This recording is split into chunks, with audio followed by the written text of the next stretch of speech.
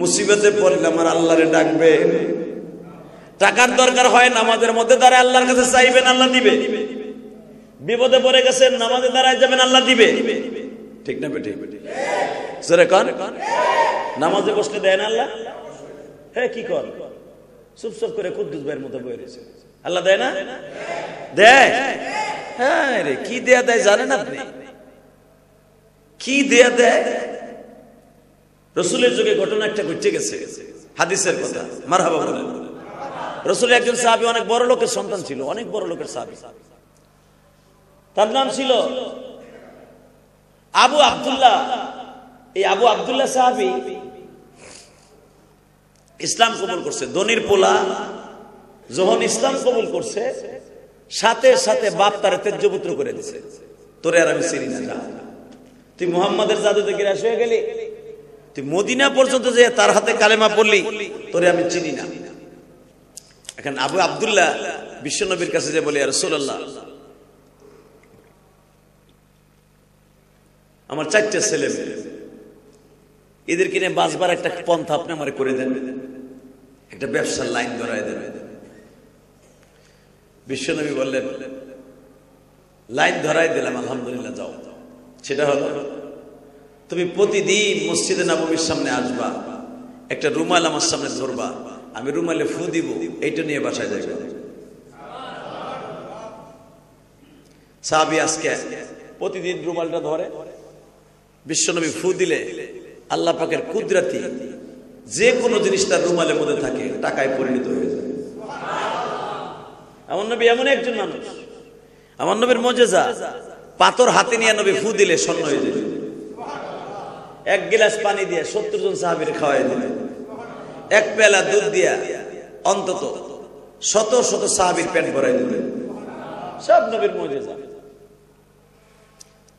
তো আজকে সাহাবী মনে মনে ভাবে, প্রতিদিন রাসূলের কাছে যে দাঁড়ায় থাকি, নবী আমারে একটা টাকা পয়সার ব্যবস্থা করে দেয়, দেখতেও খারাপ দেখা যায়। অনেক সাহাবী আমার দিকে আরে আরে তাকায়, দূর এই কামার করবো না। নবী যে কালকে ওয়াজ করছে, যে আসাবাতুহুম মুসিবা ক্বালু ইন্না লিল্লাহি ওয়া ইন্না ইলাইহি রাজিউন, যখন তোমার সামনে মুসিবত আসবে নামাজে দাঁড়ায় যাবার, বেশি বেশি আয়াতটা তেলাওয়াত করবা। সাহাবী মনে মনে ভাবলেন, দূর রাসূলের কাছে আর যাবো না। আজকে নিজের কাজ নিজের জন্য সন্ধানে বের হয়ে যায়। বিশ্বনবীর সাথে পরামর্শ করেন, হুজুর আমি আর আপনার আয়েশা বিরক্ত করবো না, আমি নামাজের টাইমে আমু, আমি আর আপনার কাছ থেকে কিছু নিবো না। আপনি যেভাবে আমারে দেন, চান্দা উঠাই দেন, আবার আপনি আমার নিজের পক্ষ থেকে দেন, হুজুর এটা কারণ আসলে মানুষের জিন্দেগি না, আমি কাম করে খাই। নবী বলেন, উত্তম প্রস্তাব। মানুষের কাছে হাত পাইতে খাওয়ার চাইতে কাজ করে খাওয়া অনেক ভালো। কথা বলেন না? জোরে করে, আরো জোরে। অনেক মানুষ দেখবেন হাত আছে, পাও আছে, ভিক্ষা করে খায়, আছে না? এগুলার ভিক্ষা দিয়ে জায়েজ না। ভিক্ষা করা জায়েজ আছে, হালাল তরিকা জায়েজ আছে, কিন্তু যাদের হাত পাও আছে, টাকা পয়সা কামানোর ইনকামের যোগ্যতা আছে, ওরে দেখে শুনে ভিক্ষা দিবেন, খবরদার। আমি তো বড় লোকের সন্তান, আমি তো তেমন কাজ পারি না। নবী বলেন, তোমার কাছে কি কাজের এমন কোন সিস্টেম তুমি দেখো নাই যে কাজ তুমি পারবা? বলে, ইয়া রাসূলুল্লাহ, জীবিকা অর্জন করার জন্য যত কাজ আছে আমি করতে পারবো, সেটা হালাল হয়ে গিয়েছে। নবী আমার বললেন, যাও, ফাহাল্লাল্লাহুল বাইআ ওয়া হাররামার রিবা, কাজ করে খাও, হালাল ভাবে খাও, হারাম ভাবে কোনো উপার্জন করো না। সাহাবী চলে গেলেন, মনে মনে ভাবলেন, কই যাবো, কার কাছে যাবো, কে আমারে কাজ দিব? বড় লোকের পোলা হাতে কাশি মুসি দেখলে কেউ কাজও দিব না। এই বেটা, তুই কোটিপতির পোলা, তুই আবার কি কাম করবি? এই ডরেও কারো যে বলতে পারে না যে, ভাই আপনার উটের বস্তা নামাইতে হইব কিনা, আপনার উটের খামারের বস্তা নামাইতে হইব কিনা, বলতেও লজ্জা পায়। হাতের মধ্যে একটা লোহার পটা লইয়ার সারাদিন হাঁটা চলা করে, কোনো মানুষে কাজ দেয় না।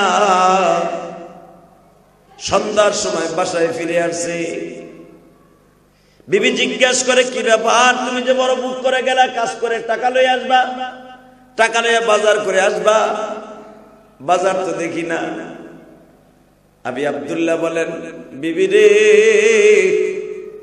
যেই মালিকের কাজ করছি বেতন দেয় নাই। পরের দিন আবার নামছে, দ্বিতীয় দিন ঘরে ফিরে আসছে শূন্য হাতের। বিবি জিজ্ঞেস করে, কি ব্যাপার, কাজ কো, টাকা কো, বাজার কো? সাহাবী বলে ফেললেন, আজকেও যেই মালিকের কাজ করছি টাকা পয়সা দেয় নাই, বাজার করতে পারি না। তৃতীয় দিন যখন বের হয়েছে, কাজের কোনো সন্ধান নাই, কেউ তারে কাজও দেয় না। আজকে আল্লাহর বান্দা একটা কাজ করে ফেলছে বাবা। এই যে বলেছে বিবিরে, যেই মালিকের কাজ করছি বেতন দেয় নাই, আসলে মালিকের কাজ নয়। যখন কেউ কাজ দেয় না, সঙ্গে সঙ্গে মনে পড়ে গেল আমার নবী শিখাই দিয়েছিল, যদি কিছু চাইতে হয় নামাজের দ্বারা চাইতে। সেই সকাল থেকে নিয়ে সন্ধ্যা পর্যন্ত যায় নামাজ বিছায়া শুধু নামাজই পড়ছে। 3 দিন নামাজ শেষ হয়ে যাওয়ার পরে আল্লাহর বান্দা সন্ধ্যার দিকে মনে মনে ভাবে, আজকে কোন মুখ লইয়া বাইতে যাব, কোন মুখখানা লইয়া বাইতে যাব। 3 দিন বউরে ধোকা দিলাম। 3 দিনে আমি বললাম মালিক টাকা দেয় নাই। আজকে যদি বিবি জিজ্ঞেস করে বাচ্চা কাচ্চা কেমনে বাঁচাবো, টাকা কই, কি জবাব দিব? অন্তত বিবির মনটারে বুঝ দেওয়ার জন্য একটা ফোন দিয়ে আটকে লই, বিবির একটু সান্ত্বনা দেওয়ার জন্য একটা নতুন একটা পন্থা অবলম্বন করে। কি সাহাবী যেই যায় নামাজ বিষয়ে নামাজ পড়তো বাবা, পাগড়িটা মাথায় দিয়ে নামাজ পড়তো। এই পাগড়িটা খুলছে, কিছু বালি, সিলেটে বালি, মোটা বালি পাগড়ির মধ্যে বাঁধছে, বাইন্দা ঘাড়ের মধ্যে করে নিয়ে বাসায় হাজির হয়ে গেছে। বিবি দূরের থেকে মনে মনে ভাবছে, আজকে মনে হয় বাজার লইয়া আসছে। বিবি দৌড়ে আসছে, কি ব্যাপার, তোমার বস্তার মধ্যে কি? আহো ঘরে আহো, বাজার পাঠাইলে খাইবে না? সাহাবী কয়, বাজার পাঠাইলাম। কি কষ্ট? আরে তুমি 10টার দিকে বাজার পাঠাইলা, ধুমধাম করে পাক করছি, এবং আশেপাশের বাড়ির পাশে যারা আছিল তাকেও দাওয়াত দিয়ে খাওয়াইছে। আরো জোরে করে, ইদা আসাবাতহুম মুসিবা ক্বালু ইন্না লিল্লাহি ওয়া ইন্না ইলাইহি রাজিউন। ওই সাহাবী বলতেছে, আমার কি বলো, আমার তো মাথায় কিছু ধরে না, আমি তো করে পাঠাই নাই। আরে তুমি মিথ্যা কথা কও আমার সাথে। আরে কি পেশাল পারো না, বড় 10টার সময় 2জন লোক আইলো, আয়া বলল এই যে পুরা 3 দিনের বেতনের টাকা মালিক দিছে, এটা দিয়ে বাজার আনছি। হেরাই তো বাজার দিয়ে গেল, তুমি বলে বাজার করে পাঠাইছো। সাহাবী মনে মনে কয়, ঘটনা ঘটে গেছে। বালির ওই রুমালটা, যেই রুমালের মধ্যে বালি বান্ধা ছিল, রুমালটারে আস্তে করে বাবা মনে মনে ভাবছে, ঘটনা যখন ঘটে গেছে নবীর কানে পৌঁছে গেছে।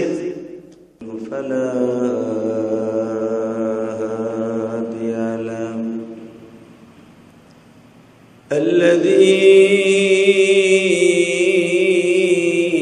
أرسل رسوله بالهدى ودين الحق ليظهره على الدين كله وكفى بالله شهيدا.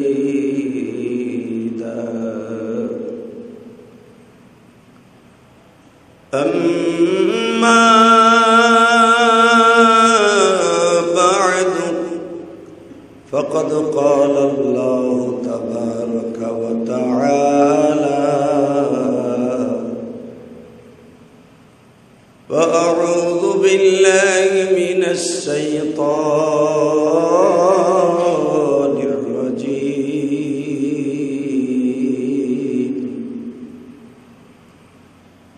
بسم الله الرحمن الرحيم. وما أمروا إلا ليعبدوا الله مخلصين له الدين. وقال الله تبارك وتعالى: إن الله وملائكته وملائكته يصلون على النبي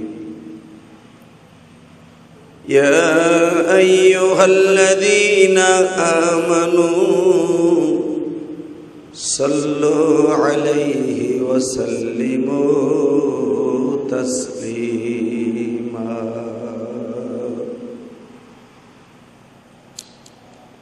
اللهم صل على محمد وعلى آل محمد كما صليت على إبراهيم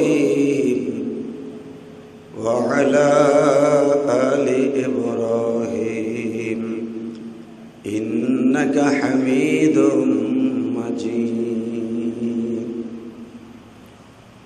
اللهم بارك على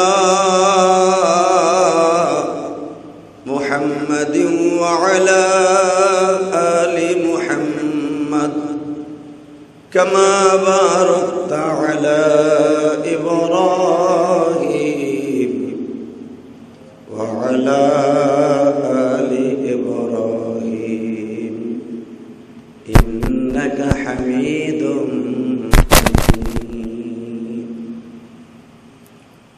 সকলে বলে আলহামদুলিল্লাহ। সমস্ত প্রশংসার মালিক যিনি,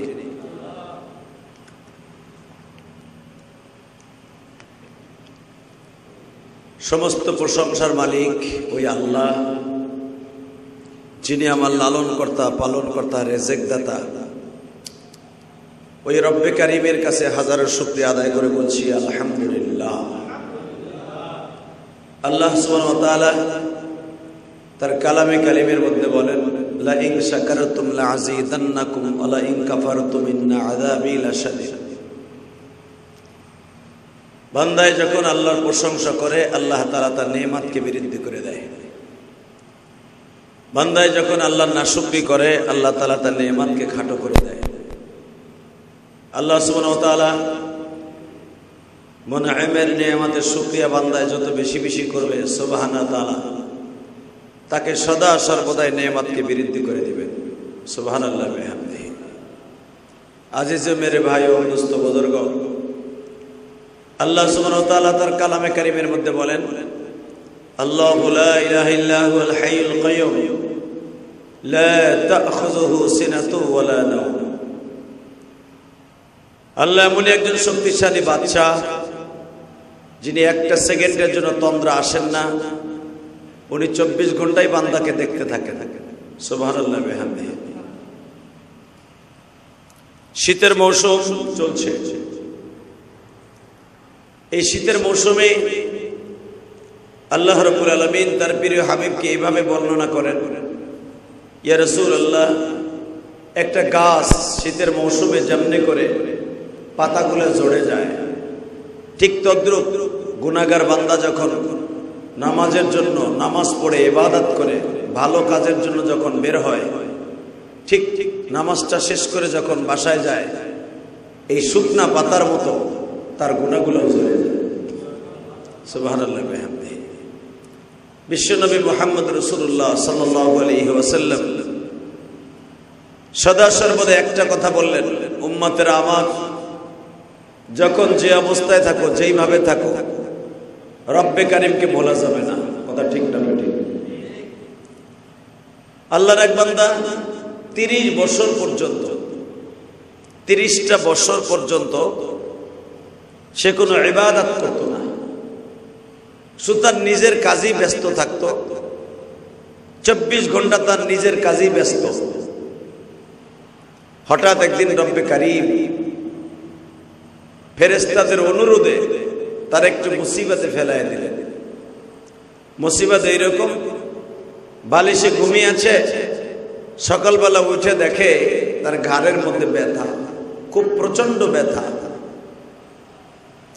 আল্লাহ রাব্বুল আলামিন একটা রগকে আর একটা রগের উপর উঠায় দিলেন। দেখি আমার বান্দা আমাকে ডাকে কিনা।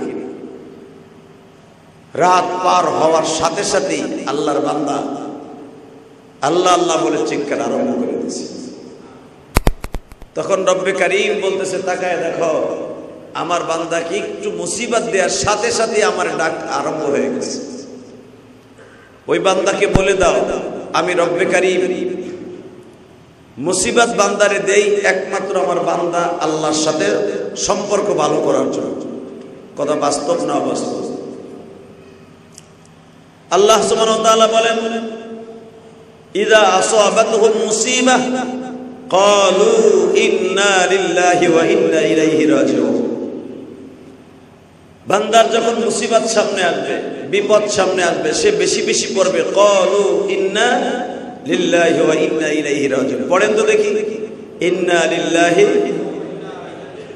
আরো জোরে বলেন ইন্না লিল্লাহি।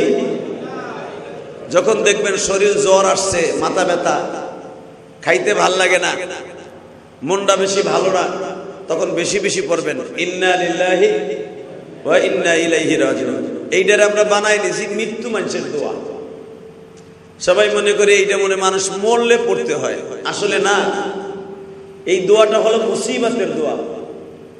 আল্লাহ রাসূল সাল্লাল্লাহু আলাইহি ওয়াসাল্লাম বলেন, আল্লাহ পাক আমার শিখাই দিয়েছেন ইযা আসাবাতহুম মুসিবা, যখন তোমাদের চোখের সামনে কোনো মুসিবত আসবে, বালা মুসিবত আসবে, তখন তুমি বেশি বেশি পড়বা ইন্না লিল্লাহি ওয়া ইন্না ইলাইহি রাজিউন। সুবহানাল্লাহ বিহামদিহি, সুবহানাল্লাহ বিহামদিহি। এই দোয়াটা, এই আয়াতটা যদি কেউ তিলাওয়াত করে, আল্লাহ তার 70 বছরের গুনাহ মাফ করে দিবে। আরো জোরে করে। শুধু তাই না, পাহাড় পরিমাণ বিপদ যদি আসে, তার বিপদকে আল্লাহ দূর করে দিবে। রাসূলের একজন সাহাবী বিশাল বড় একটা বিপদে পড়ে গেছে। কেমন? উনি মরুভূমি অঞ্চলে সফর করতেছে। ইন দি মিন টাইমে ওই জামানায় এখনো পর্যন্ত মরুভূমিতে অনেক বড় বড় ডাকাইত আছে, ডাকাইতের দল। তো একটা ডাকাইতের দলের কবলে পড়ে গেছে। তো এই সাহাবীর মনে পড়ে গেল, বিশ্বনবী আমাকে একদিন বলেছিলেন ইযা আসাবাতুহুম মুসিবা ক্বালু ইন্না লিল্লাহি ওয়া ইন্না ইলাইহি রাজিউন। আল্লাহ বলে দিয়েছেন মুসিবত সামনে আসলে এই দোয়াটা বেশি বেশি পড়তে হয়। তো ডাকাইতের দল ওনাকে হাইজ্যাক করার জন্য প্রস্তুত হয়ে গেল। ওনার মাল সামানা হাইজ্যাক করল।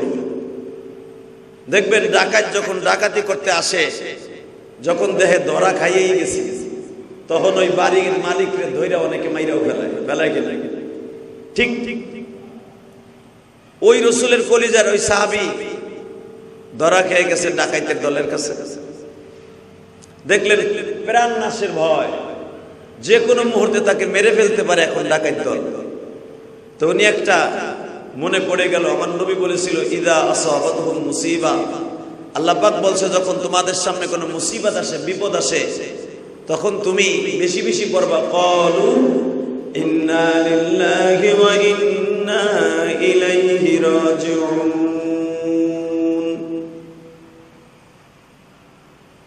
ওই সাহাবী মনে মনে ভাবলেন, আমার আল্লাহর কথা যদি বেশি বেশি করে এই দোয়া পড়তে হয়, আর দেরি করা যাবে না। নিয়ত করে ফেললেন আর দেরি করব না, দোয়াটা পড়তে থাকি পড়তে থাকি। ডাকাতের দলের কাছ থেকে একটু সময় নিলেন, তোমরা তো আমাকে মেরেই ফেলবা, মরার আগে আমার 2 রাকাত নামাজ পড়তে দাও।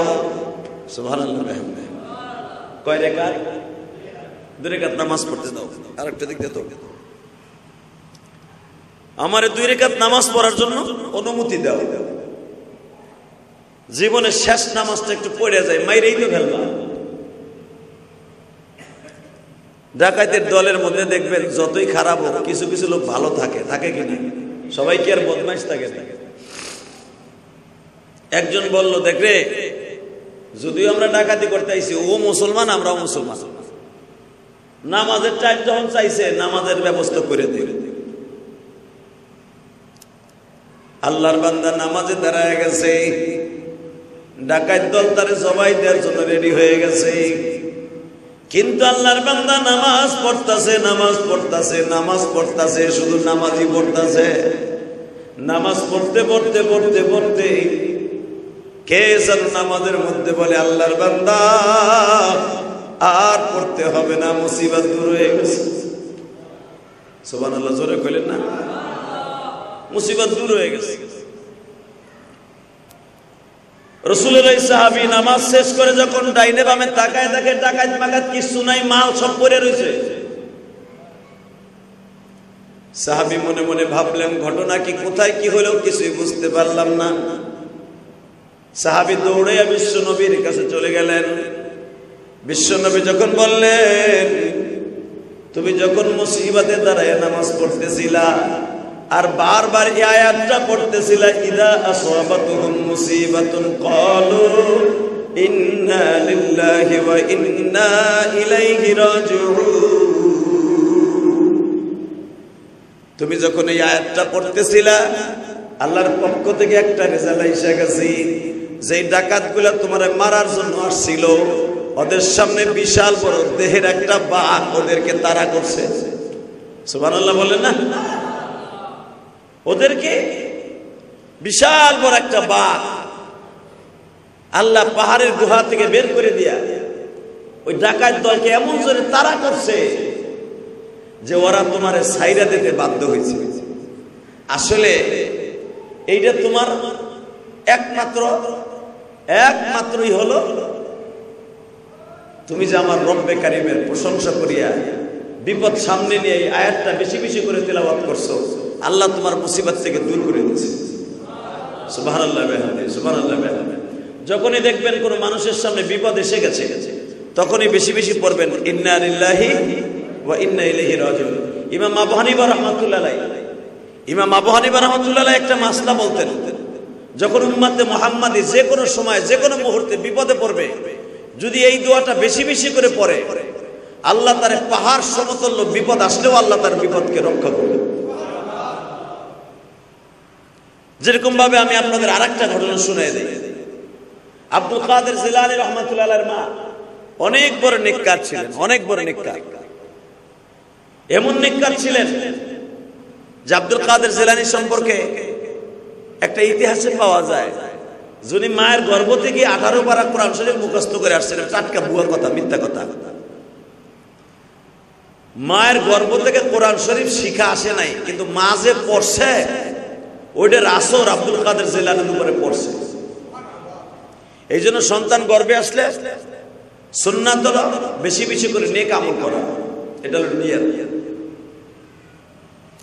তো আব্দুল কাদের জিলানী রাহমাতুল্লাহ আলাইহির আম্মা মহিউদ্দিন, তখন আব্দুল কাদের জিলানীর নাম তো মহিউদ্দিন আব্দুল কাদের জিলানী, জেলান শহরে তার বাড়ি।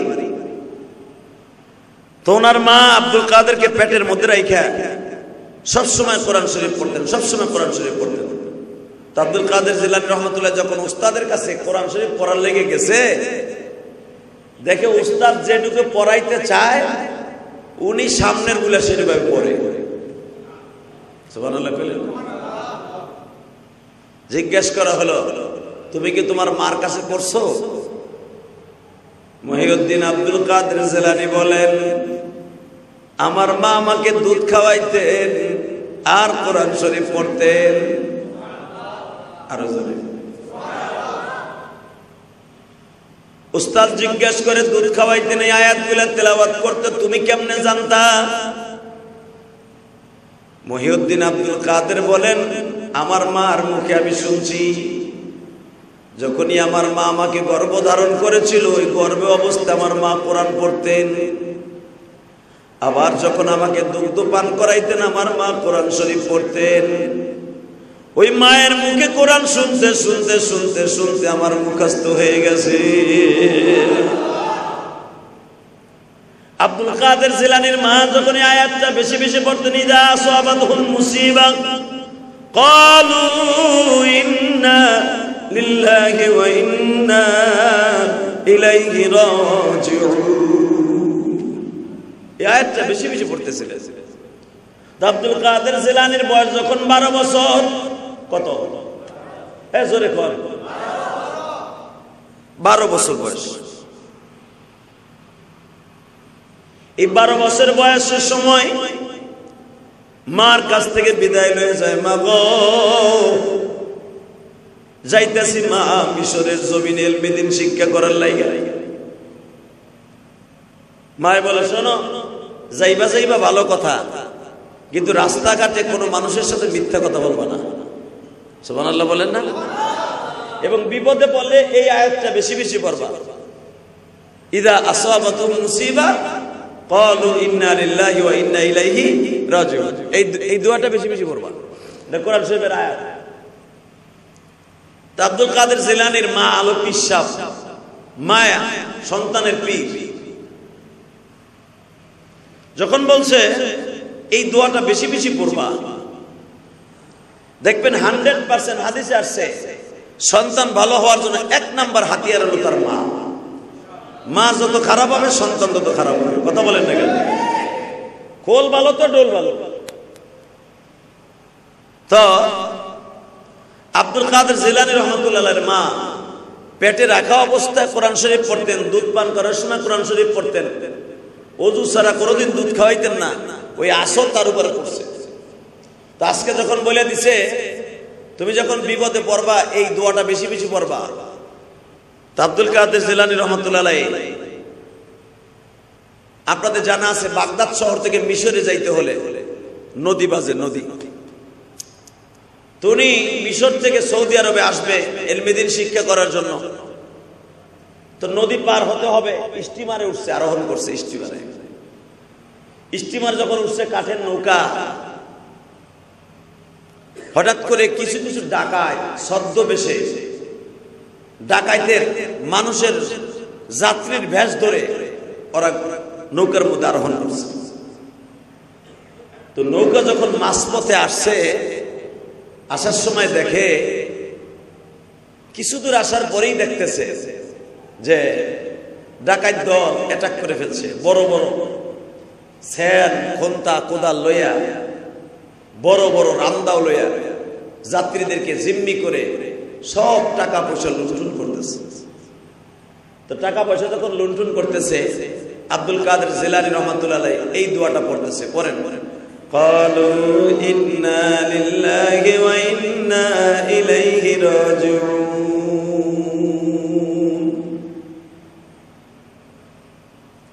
বারবার যখন এই আয়াতটা তেলাওয়াত করতেছে, মায়ের কথা মনে পড়ে গেছে। মা গো,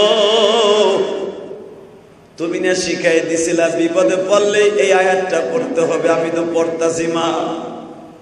যেইভাবে যাত্রীদেরকে মেরে মেরে সব টাকা পয়সা সোনা গয়না নিয়ে যাইতেছে, মহিলাদের কানের স্বর্ণগুলো ছিঁড়ে ছিঁড়ে লয়ে যাইতেছে, মা আমার কাছেও তো স্বর্ণের 8টা পয়সা আছে।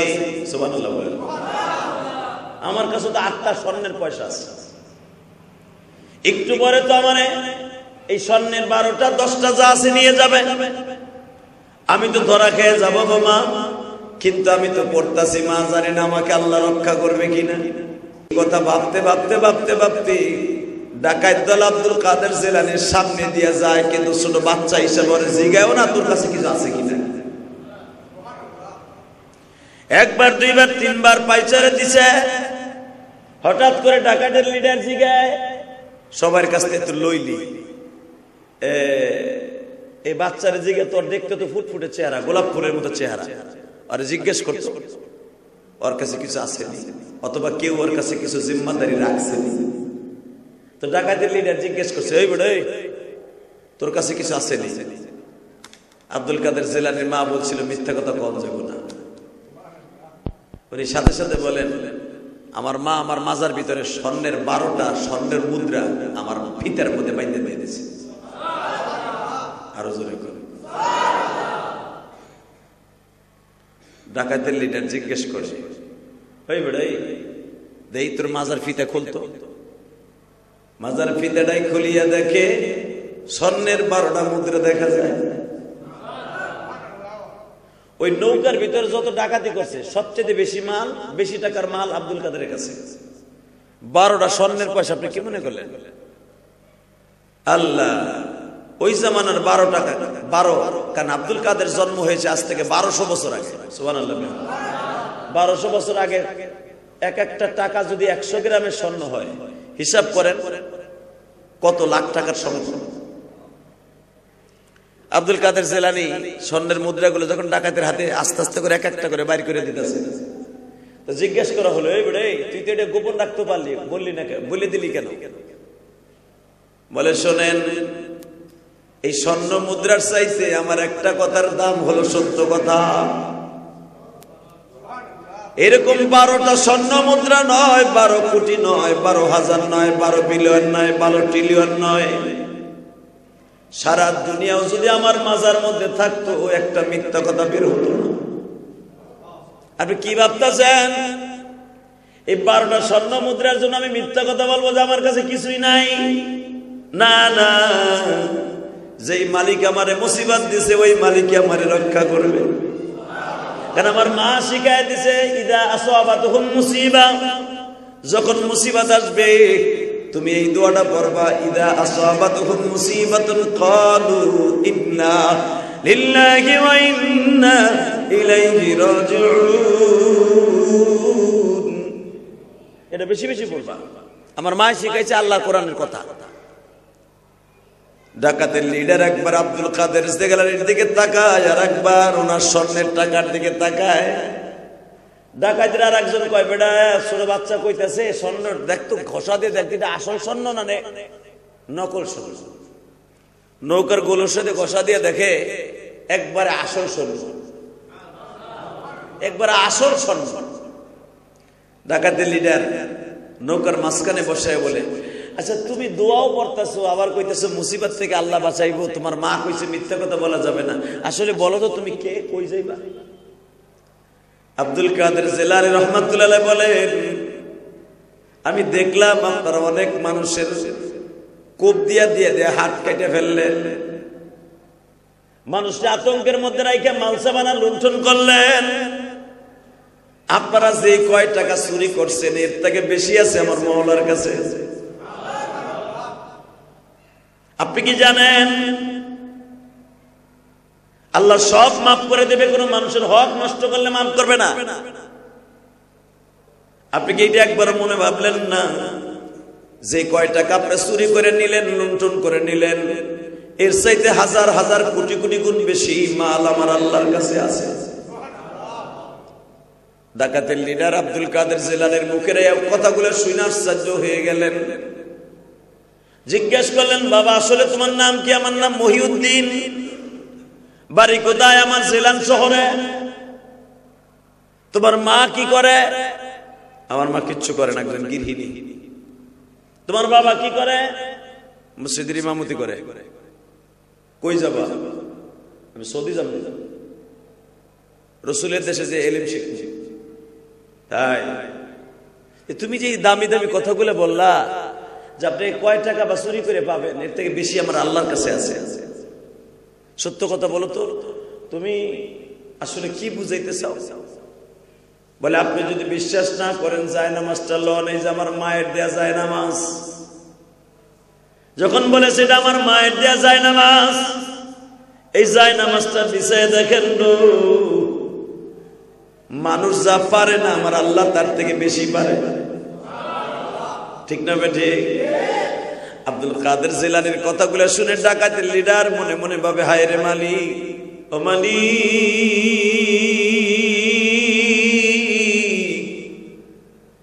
জীবনে কত মানুষের মাল লুণ্ঠন করলাম, কত মানুষকে রান্দাও দিয়ে কোবায়া কোবায়া মাইরা রক্ত বের করে মাল সামান লুণ্ঠন করে ফেললাম, কিন্তু একবার ভাবলাম না মৃত্যু আমারও আছে, ওই লোকটারও আছে। ঠিক না বেটা? আইনামা তাকুনু ইউদরিকুমুল মাউত ওয়ালাউ কুনতুম ফি বুরুজিম মুশাইয়াদা। মৃত্যু যখন আসবে কেউ আমারে ধরে রাখতে পারবে না।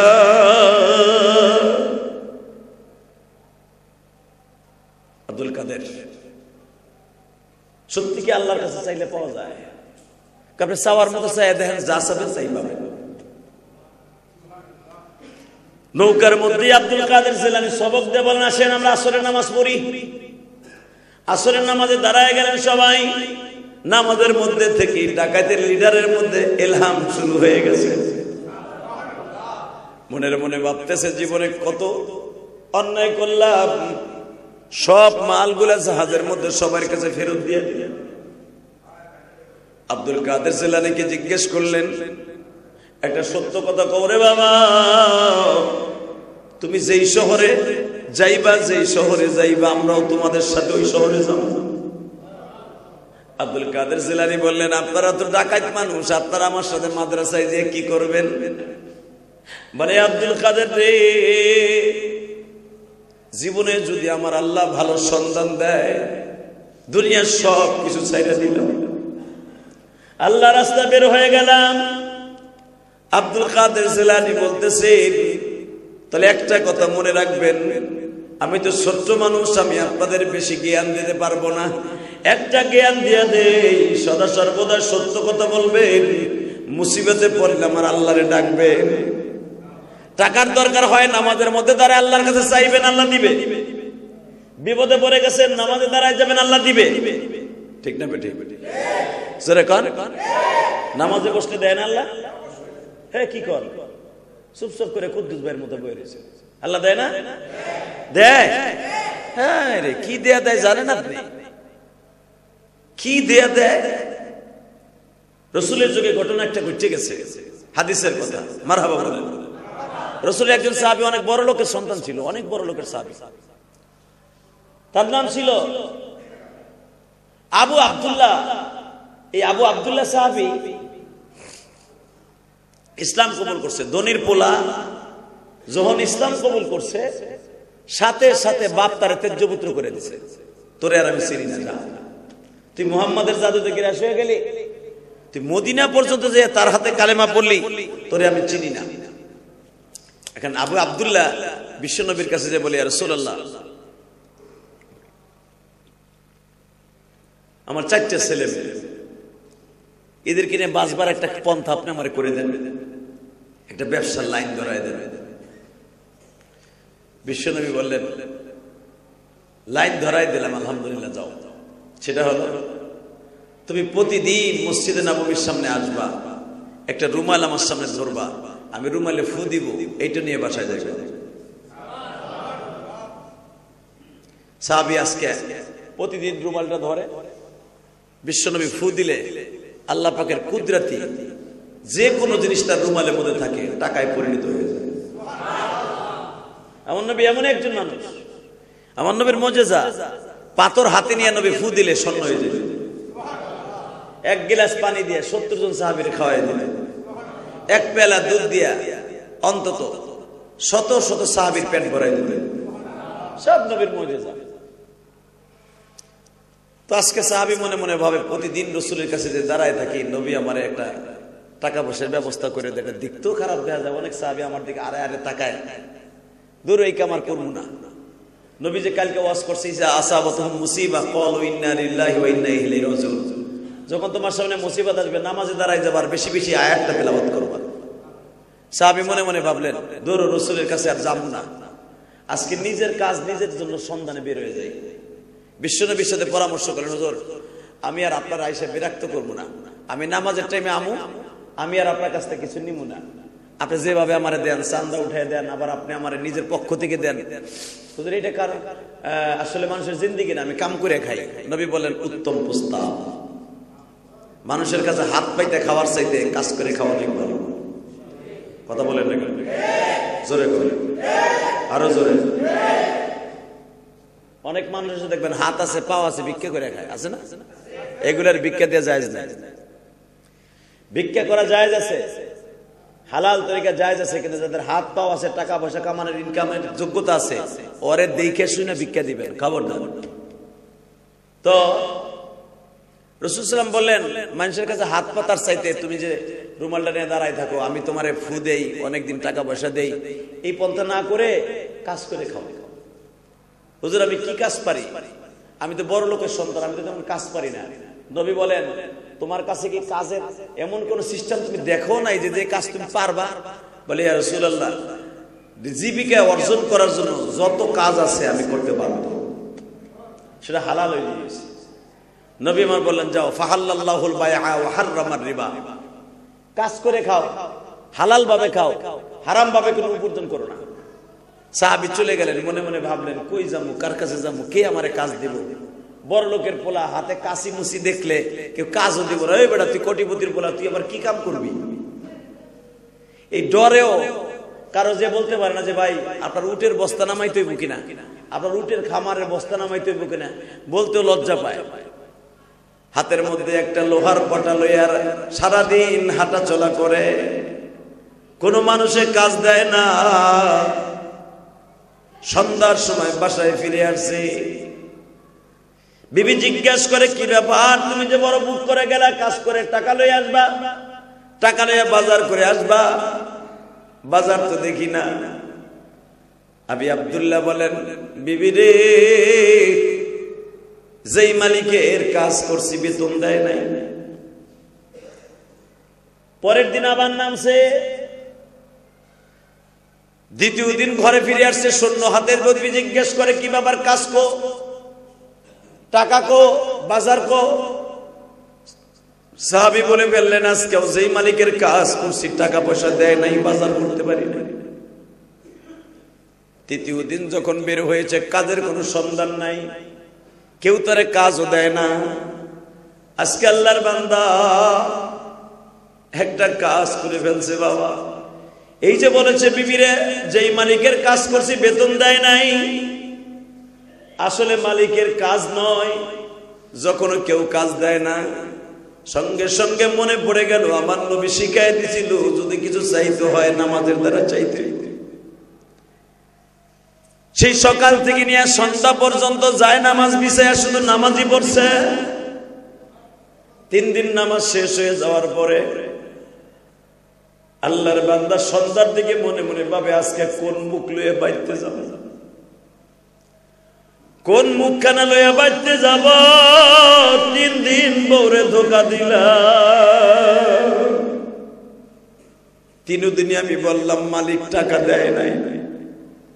আজকে যদি বিবি জিজ্ঞেস করে বাচ্চা কাচ্চা কেমনে বাঁচাবো, টাকা কই, কি জবাব দিব?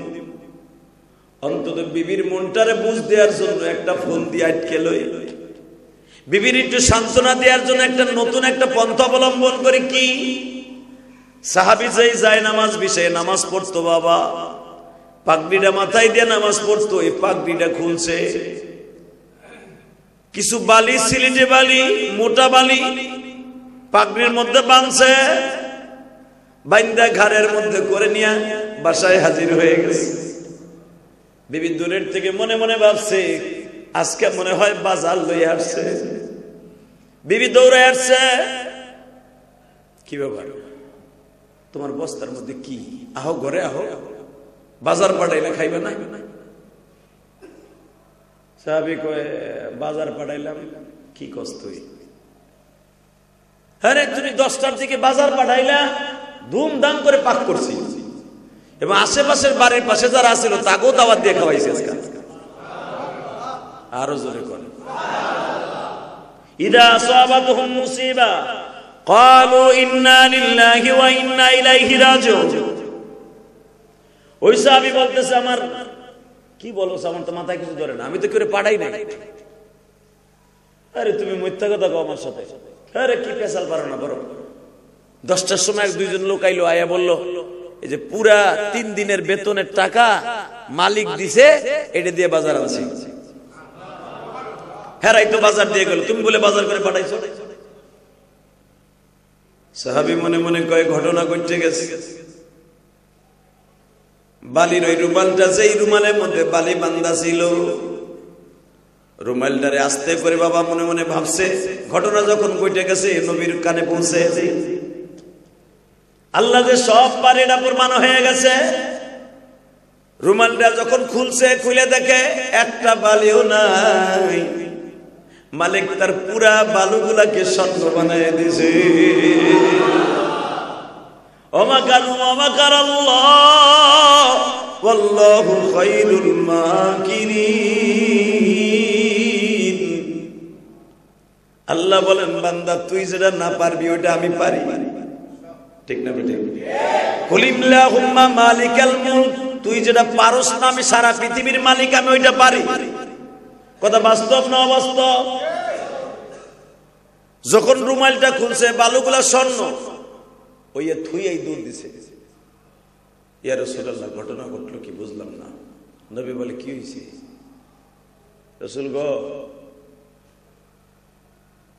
আমি কাজের সন্ধানে নামছিলাম, আমি বড় লোকের পোলা, আমার কেউ কাম দেয় না। লজ্জা পাইয়া মনে মনে ভাবলাম, কাজ যখন দেয় না আকাম করে লাভটা কি, বইয়ে থেকে লাভটা কি, মালিকের খেতেই কাপ করি। আল্লাহর নামাজ পড়ে সিজদা দিয়ে দিয়ে লম্বা লম্বা সিজদা দিয়ে দোয়া করছি, ইদা আসাবাতহুম মুসিবা ক্বালু ইন্না লিল্লাহি ওয়া ইন্না ইলাইহি রাজিউন। নবীকে ঘটনা তো দুই দিক দিয়ে করছে। কি? এক নম্বরে আমি 3 দিন পরে বাসায় এসে দেখি আমার বাসায় যেই পরিমাণ বাজার দিছে কে জানো, যেই বাজার আমি 1 মাসও খাইয়ে ছাড়াইতে পারবো না। 2 নম্বরে যেই বালুগুলা রুমালে বাইন্ধা আনছিলাম, এত পরিমাণ স্বর্ণ হইছে, মদিনার সব মানুষের যদি 1 মাস খরচ করে শেষ হইবে না। ঘটনা তো বলতে পারলাম না। নবী বললেন, স্বর্ণের যে চাকাগুলো আছে ওইটি বাইতুল মালে জমা দিয়ে দাও। আরো জোরে করে, আরো জোরে, বাইতুল মালে জমা দিয়ে দাও। মদিনার বাইতুল মালে আল্লাহর ব্যাংকে জমা দাও, আর বাজার যেটা পাইছো ওইটা খাইতে থাকো। আমার নবী বললেন, সাহাবীরে, যে আটার বস্তা তোমার ঘরে আসছে আমি নবী দেখে আসবো, যাও, কিন্তু শর্তরে সাহাবী, বস্তার ভিতর থেকে আটা নিতে বলবা, কিন্তু বস্তার মুখ খুলতে নিষেধ করবো। আসলে আটার বস্তা কেউ দেয় না, আমার মালিকের পক্ষ থেকে দেয়া হয়ে গেছে। মালিক যদি কাউরে কিছু দেয় হিসাব ছাড়া দেয়, বেগাইরে হিসাব। ঠিক না বেটি? ইয়ারযুকু মান ইয়াশাউ বিগাইরি হিসাব।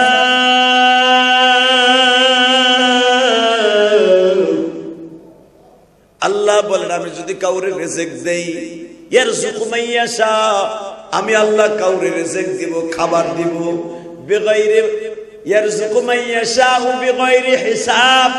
সূরা আল ইমরানের মধ্যে আল্লাহ বলেন, আমি যদি কাউরে খাবার দিতে চাই হিসাব ছাড়া তার ঘরে খাবার পৌঁছে যায়। বান্দা, আমি দিলে জীবনে শেষ হবে না। যেমন আপনি যদি কোটি কোটি টাকা ব্যাংকে রাখিয়ে দেন, বাবা, ব্যাংকের টাকা যদি আপনি সেভিংসে রাইখে দেন, সুদ খালি বাড়তেই থাকবে। কথা বল না, সুদ বাড়বে না? আমার আল্লাহ বলেন, আমি যদি কাউরে খাবার দেই, এই খাবারটা রাইখে দিবা।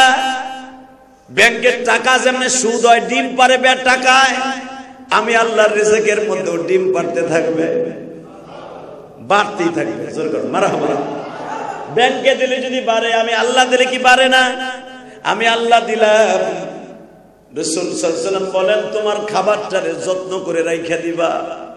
খবরদার, প্রতিদিন আটার বস্তার থেকে যে কয়েক কেজি মনে চায় আটা নিতে থাকবা, তেলের ড্রাম থেকে যে কয়েক কেজি তেল খরচ করতে থাকবা, কিন্তু দেখতে যাইবা না তেল কোথার থেকে আসে, দেখতে যাইবা না আটা কোথার থেকে আসে। বসে দেয়, ইয়ারযুকু মান ইয়াশাউ বিগাইরি হিসাব। আল্লাহ যদি কেউরে দেয় কোনো হিসাব করে দেয় না। ঠিক না বেটি? জোরে করে, আরো জোরে। হিসাব করে আল্লাহ কাউকে দেন না, আল্লাহ বেগাইরে হিসাব দেয়। ডাইরেক্ট কোরআন শরীফের আয়াত। আমি যদি কাউরে খাওয়াই, আমার খাওয়ার লিমিট ছাড়া আনলিমিটেড। ওনার নাম কি? জোরে করে, আরো জোরে। যেরকম আমি আপনাকে দেখাই দিই, এক যুদ্ধে বিশ্বনবী মুহাম্মদ রাসূলুল্লাহ সাল্লাল্লাহু আলাইহি ওয়াসাল্লামের সাহাবী 15,500 সাহাবী, খাবারের ব্যবস্থা নাই। এক সাহাবী বললেন, ইয়া রাসূলুল্লাহ, আমার মনটা চাইতেছে আপনিও খান না, আপনার সাহাবীরাও খায় না, আমি আপনার একবেলা দাওয়াত খাওয়াবো। সুবহানাল্লাহ। খাওয়া দাওয়ার বারে যে হুজুর, আমি দেখতেছি 3,500 সাহাবী 3 দিন পর্যন্ত একটা খেজুর, 1 গ্লাস পানি দিয়ে আপনি তাদেরকে জীবন ধারণ করেন। আমি নিয়ত করছি আমি আপনি সহ 10-15 জন সাহাবীরা আমি আমার বাড়িতে মেহমানদারি করব। নবী বলেন, ঠিক আছে, ব্যবস্থা করো। সাহাবীর বাড়িতে একটা ছাগলের বাচ্চা ছিল, বেশি না। ছাগলটার বয়স ধরেন 1.5 বছর হয়েছে। জবাই দেওয়ার পর 19 কেজি গোশ হয়েছে। আলহামদুলিল্লাহ বলেন। 19 কেজি গোশ পাকানোর পরে এটা টিকবো মাত্র 12 কেজি। কথা বল না, 19 কেজি টিকবো? হ্যাঁ, এর ভিতরে চামড়া আছে, এরপরে গিলা ফ্যাপসা আছে, সব মিলে 12-13 কেজি টিকবো। 12-13 কেজি এই যুগের মানুষ, ওই যুগের সাহাবীর একজন লম্বা ছিল 12 ফিট, 13 ফিট, 14 ফিট একজন সাহাবী লম্বা। তা যারা লম্বা এত বড়, পেট কি তোমার আমার মতো নেই? এখন পেটই তো এরকম মনে করে, ধরেন তালের ডঙ্গার মতো একটা পেট। এরা খাইলে তো একজনের 5 কেজি আটা খাই খেয়ে ফেলতে পারতো। সুবহানাল্লাহ। সাহাবীরা যেমন খাইতেন, যত খাইতেন তত কাম করতেন। তো সাহাবা একরাম এত বড় বড় সাহাবী একটা ছাগল জবাই দিছে, 8 কেজি আটা খামির কইরা রুটি বানায়া 1 বল রুটি হইছে। নবীর কাছে গেছে, ইয়া রাসূলুল্লাহ আসেন, 15-20 জন সাহাবী লয়ে আহেন, মোটামুটি খাবার একটা ব্যবস্থা হইছে। নবী আমার 15-20 জনের দাওয়াত দিছে। রাসূল যা আসিল 3500 সাহাবী, তার ভিতরে অর্ধেক লইছে। 3500 সাহাবী থাকলে যদি অর্ধেক লয় কত হয়? 1700 সাহাবী লয়ে রওনা দিছে। সুবহানাল্লাহ বলেন। সাহাবী বলতেছে, ইয়া রাসূলুল্লাহ আমি 1700 না, আমি 17 জনের দাওয়াত দিছি। যেগুলো আপনি রওনা দিয়েছেন এগুলো তো আমার বাড়ির কাছে গেলে বাড়ির জায়গাও নাই। নবী বললেন, উসকুত সুকুতাম মা ফি ওয়াক্তিন মা, কথা কবি না, হাঁটতে থাক। ইদরিবুল আকদাম, সামনে হাঁট। সাহাবী মনে মনে ভাবে, দাওয়াত দিয়েও তো বিপদে পড়লাম, না দিলেও তার এক ভালো ছিল। বউ রাতের যে কেলানি আজকে খামু, কঠিন খাওয়া খামু আজকে। বউ কইবে, বেটা তুই দাওয়াত দিছ 17 জনের, আইছে 1700, তোরে আর তোর বাপ রে একসাথে ভর্তা বানাবো বটি দিয়া। কথা কর না কেন? আমাকে জাহেল মার্কা বুড়োতে এই করতো, এই কথা কর। বিশ্বাস নয়, আপনার বউর কাছে দাওয়াত দিবেন 3 জনের, লয়ে যাবেন 17 জন। আপনার বউ ওই দরজার থেকে করে চাপা দিয়ে আপনার সিপার মধ্যে ফেলাই দিয়ে কেড়ে নিতে থাকবে যে মগার বউ মগার, তোর মাথায় কি বুদ্ধি নাই বাটপাত? কথা কর না কেন? আর সাহাবীর বউরা তো আরো বেশি রাগী ছিল। যখন দেখে 1700 রওনা দিছে, সাহাবী ওনার পিছনে যায় না, হ্যাঁ পিছনে হাঁটে, সে আর সামনে যায় না, রাস্তাও দেখায় না, পিছনে পিছনে হাঁটে। নবী কয়, কিরে তুই পিছনে কে? পিছনে থাকবো না, আমার সামনে পাও তো চলে না, চলবো কেমনে, আমার তো বড় হয়ে গেছে, কোল্ড হয়ে গেছে আমার পাও। নবী বলেন, লা তাখাফ ইন্নাল্লাহা মা'ানা, চিন্তা করিস না, আল্লাহ তো তোর সাথেই আছে, চল না। বাড়ির সামনে গেছে, যায় দেখে স্বামী এত টেনশন করছে, বউর কোনো টেনশন নাই। বউ খুশির আনন্দে দরজার দিক চাই রয়েছে, কিরে আমাকে পোলার বাপ কই, আমাকে পোলার বাপ কই, সবাই রে দেখি পোলার বাপ কই। এই বেটা প্রতি জুমা একটা লয়ে ক্যাসেট লয়ে। আল্লাহ বলেন, লা হাওলা ওয়ালা কুওয়াতা ইল্লা বিল্লাহ। আজিজ মেরে ভাই দোস্ত বুজুর্গ, আল্লাহ যারে দেয় বেগয়রে হিসাব, হিসাব ছাড়া দেয়, ঠিক না বেটি? আল্লাহ যারে দেয়, কথা কি আমার না কোরআনে? জোরে কর। কোরআনে কি বলে সূরা আলে ইমরানের মধ্যে? ইয়ারযুকু মাইয়াশা, আমি যদি কেউরে খাওয়াই, রিজিক দেই, বেগয়রে হিসাব, আনলিমিটেড। আনলিমিটেড বেগয়রে হিসাবের অর্থ কি? আনলিমিটেড, কোনো লিমিট নাই, খালি আইবো আর তুমি খরচ করবা। যেন দাওয়াত ও তাবলীগের ভিতরে একটা নিয়ম আছে, যখন আমি সাহেবরা বলে দেয়, ভাই খানা পাক করা, খারাপ বন্টন করার সময় ডাকনি দিয়ে ডাকিয়ে রাখবা, দিতে থাকবা, লোক যত আসুক দিতে থাকবা, আল্লাহ বরকত দিব। এর নামই হলো বেগয়রে হিসাব। তো রসুলের সাহাবী যখন বাইতে গেছে, বউ কয়, কি ব্যাপার? হ্যাঁ লোক দিলেন 17 জন, লোক দিতে রসুল সহ 1700 উপরে। কয়, তুই আমার কিছু কইস না, দেখ রে, এটা আমার কাম না, বিশ্বনবী কাম করছে, আমার কিছু করার নেই। রসুলের সাহাবী বলে, তুমি মনে হয় একটু বরকঞ্চিত করছিলা, তুমি কেন পিছনে পিছনে এত দেরিতে আসলা? সঙ্গে সঙ্গে বলে, বউরে ছাগল একটা, আটা 8 কেজি। দেখেন মহিলাদের ইমান কত শক্ত। সাহাবীর বিবি কোরআন শরীফের আয়াত পড়তাছে, তুমি মনে হয় ভুইলা গেছ নবীর সাহাবী, ইদা আসাবাতহুম মুসিবা ক্বালু ইন্না লিল্লাহি ওয়া ইন্না ইলাইহি রাজিউন। আমাদের এটা মুসিবত নয়, তুমি যে দোয়া পড়তেছো এই দোয়াও নয়। হালাকি এই আয়াতটা পড়ো, ইয়ারযুকু মাইয়াশাউ বিগাইরি হিসাব। আল্লাহ যদি কাউরে দেয়, আল্লাহ যদি কাউরে খাওয়ায়, আনলিমিটেড মানুষকে 8 কেজি গম খাওয়াইতে পারে। আর তুমি এত টেনশন করে কারো? এমন একজনের সাথে লই আসছো যার নামের শেষে লেখা আছে ওমা আরসালনাকা ইল্লা রাহমাতাল লিল আলামিন।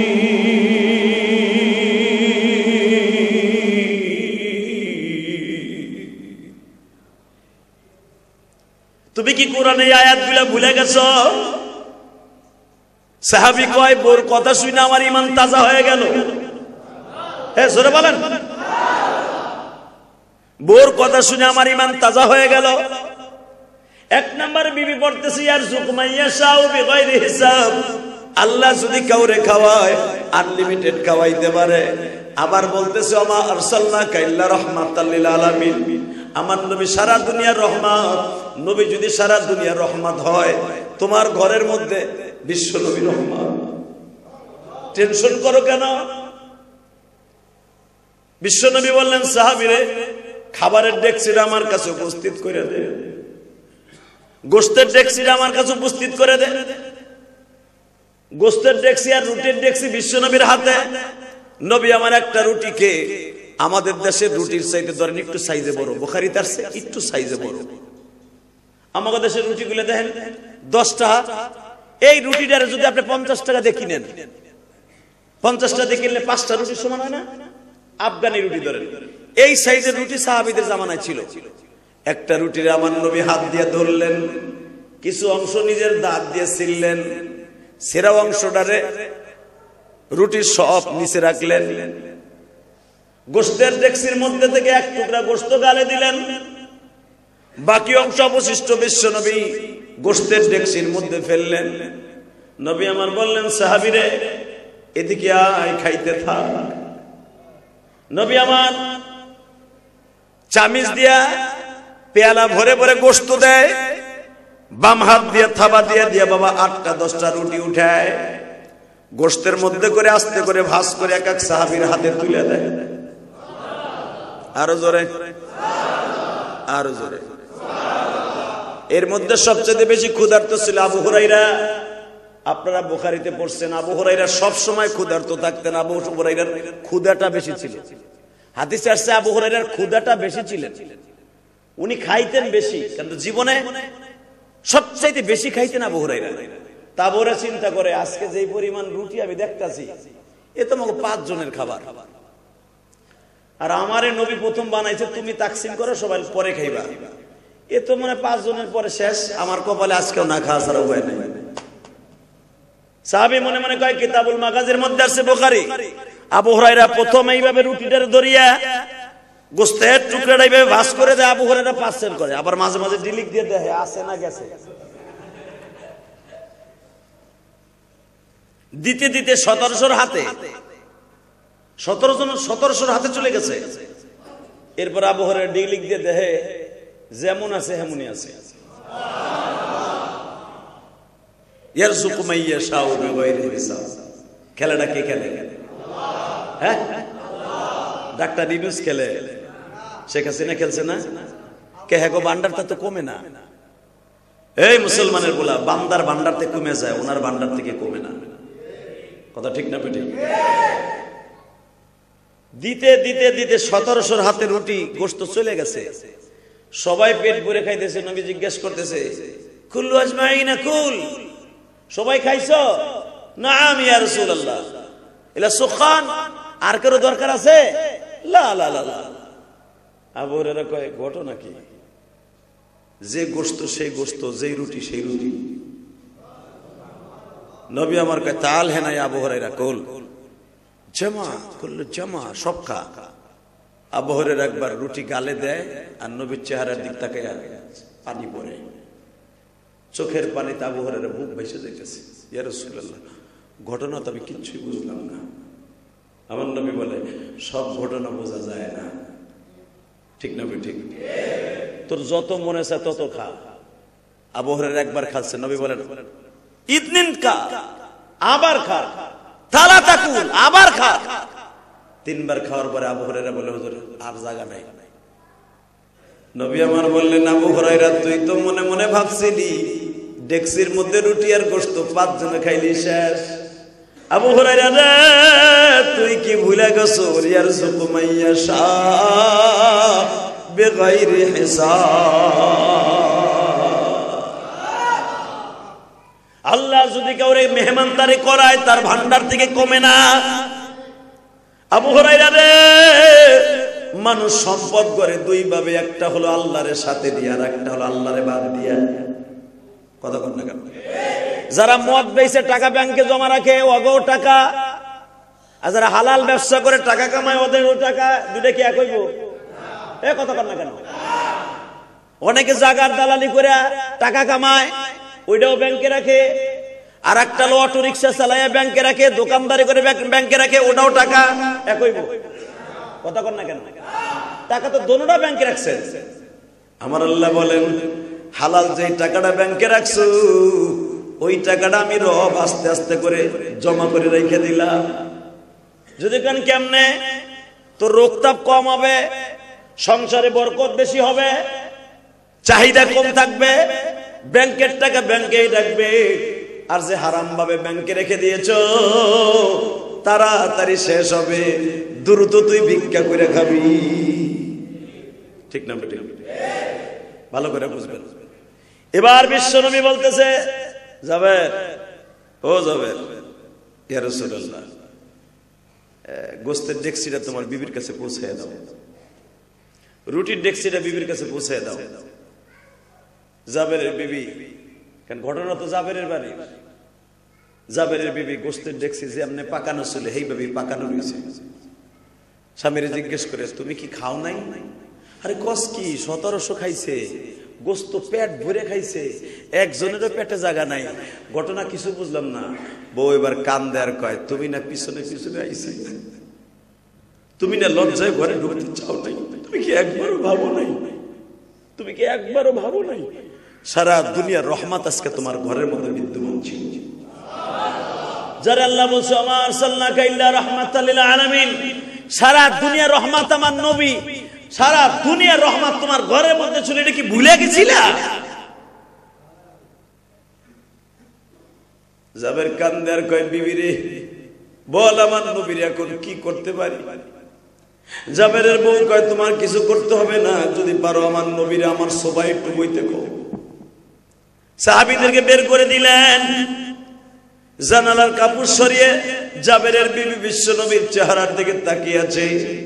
কারণ দুনিয়ার সব মেয়েরা আমার নবীরে দেখা যায় ছিল, কারণ দুনিয়ার সব মেয়ে বাবা নবীর বিবিরা ছাড়া সব ছেলে মেয়েগুলা কিন্তু নবীর সন্তান, নবীরে দেখা যায় ছিল। যখনই বিশ্ব নবীর দিকে জাবেরের বিবি তাকিয়ে আছে, নবী আমার পর্দার ভিতর দিয়ে জিজ্ঞেস করে জাবেরের বিবি রে কি দেখো তুমি? জাবেরের বিবি বলে ইয়া রাসূলুল্লাহ, এই চেহারার মধ্যে আল্লাহ কি জাদু দিয়েছে। নবী আমার বলে জাবেরের বিবি, নবীদের চেহারার মধ্যে আল্লাহ জাদু দেয় না, আল্লাহর কুদরত দেয় আর মধু দেয়। আল্লাহ যদি কাউরে খাওয়ায়, আনলিমিটেড খাওয়ায়, মুসিবতে পড়লে দোয়া পড়তে হবে। পড়েন ক্বালু ইন্না লিল্লাহি ওয়া ইন্না ইলাইহি রাজিউন। মন থাকবে তো ইনশাআল্লাহ। আল্লাহ সবাইকে কবুল করুন, আমিন। আসেন তওবা করে আস্তাগফিরুল্লাহ রাব্বি মিন কুল্লি যামবি ওয়া আতুবু ইলাইহি লা হাওলা ওয়ালা কুওয়াতা ইল্লা বিল্লাহিল আলিয়্যিল আযীম। এই দোয়াটা সবসময় মনে রাখবেন। যদি জ্বর আসছে ভালো আর না, অনেকদিন টাইফয়েড জ্বর হয়ে গেছে, চিকুনগুনিয়া জ্বর হয়েছে, সংসারে মুসিবত, কামাই রোজগারে বরকত নাই, গুনে গুনে এই দোয়াটা পড়বেন, ক্বালু ইন্না লিল্লাহি ওয়া ইন্না ইলাইহি রাজিউন। সব মুসিবত দূর হয়ে যাবে। এটা আমার কথা না, ডাইরেক্ট কোরআন শরীফের কথা। ইদা আসাবাতহুম মুসিবা, যখনই দেখবা বিপদ এসে গেছে, বেশি বেশি এই দোয়াটা পড়বা ইনশাআল্লাহ। আল্লাহ সবাইকে বুঝে বুঝে আমল করার তৌফিক দান করুন। আল্লাহুম্মা আমিন।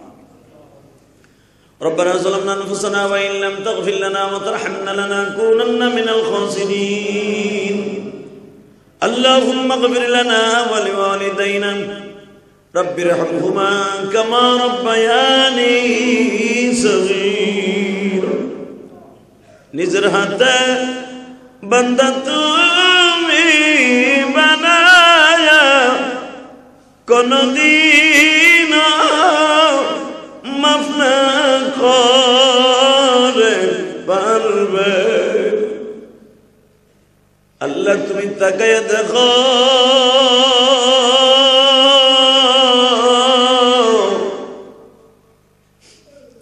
পবিত্র জুমার দিন তোমার বান্দাগুলি জুমার নামাজ পড়ার জন্য মসজিদে আসছে। জানি না এদের মধ্যে কে পাহাড় সমান অন্যায় করে তোমার কাছে হাত তুলছে। কে যেন জনম দুঃখিনী মাকে হারাইয়া বাবাকে হারাইয়া হাত তুলছে। সকালবেলা একটা যুবক আমারে ফোন দিয়া বলে, আজ থেকে বাবা ডাকটা বন্ধ হয়ে গেল। আমি জিজ্ঞেস করলাম কিভাবে বাবার একটা বন্ধ হয়ে গেল? হুজুর বট গাছের মতো আমার বাবা এতদিন বেঁচে ছিল, আজকে চলে গেল। হুজুর আমি আপনার মসজিদে আসতাম, হুজুর আমি আমার আব্বাকে নিয়ে মিরপুর জুমা পড়তে চাইতাম। চিরদিনের জন্য বাবা ডাকটা বন্ধ হয়ে গেল।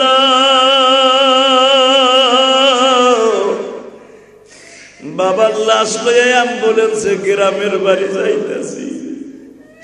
ছেলেটা কান্দে আর বলে, নবীজি বলেছে ও সাহাবীরা, যখন বাবা চইলা যাবে তখন বুঝবা বাবা কি ছিল।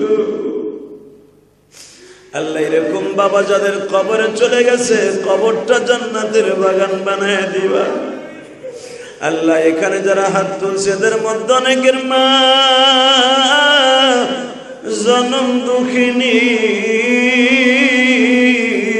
মা। শীতের মৌসুম আসতেই বারবার মনে পড়ে যায় মায়ের কথা। চিতই পিঠা রসে ভিজায়া মা খাওয়াইতো। কত বছর হয়ে গেল আর কেউ ডাক দিয়া বলে না বাবা খাইবানি। গ্রামের বাড়িতে আসবানি চিতই পিঠা খাওয়ার জন্য। মালিক রে এমনি করে যাদের মা বাবা কবরে তাদের কবরটা জান্নাতের বাগান বানিয়ে দাও। বাংলাদেশের অবস্থা বেশি ভালো না গো মালিক, কোন সময় কি ঘটিয়ে যায় জানি না। আল্লাহ গত 2 দিন ধরে বাংলাদেশে যে পরিস্থিতি চলতেছে, সচিবালয় আগুন লেগে গেছে। মানুষের কলিজার মধ্যে শান্তি নাই গো মালিক। আমার ছোট্ট বাংলাদেশ আপনি কুদরতি হাতে হেফাজত করেন। আপনার কুদরতি হাতে আমার বাংলাদেশটাকে হেফাজত করেন আল্লাহ। কোন বেঈমানের হাতে আমার বাংলাদেশটা তুলে দিয়েন না। যদি কোন দেশের অধীনে আমাদের দেশটা তুলে দেন, আমাদের গোলাম হয়ে থাকতে হইব। মেহেরবানি করে আপনার কুদরতি হাত দিয়ে বাংলাদেশটাকে হেফাজত করেন আল্লাহ। আমাদের ব্যবসা বাণিজ্যে বরকত দিয়ে দেন, হালাল রিজিকের ব্যবস্থা করে দেন আল্লাহ। আমাদের সবাইকে নেককার বানায় দেন। ওয়াসাল্লাল্লাহু তাআলা আলা খায়রি খালকিহি মুহাম্মাদি ওয়া নূরি আরশিহি সাইয়্যিদিনা মাহুম বিরহমাতিকা।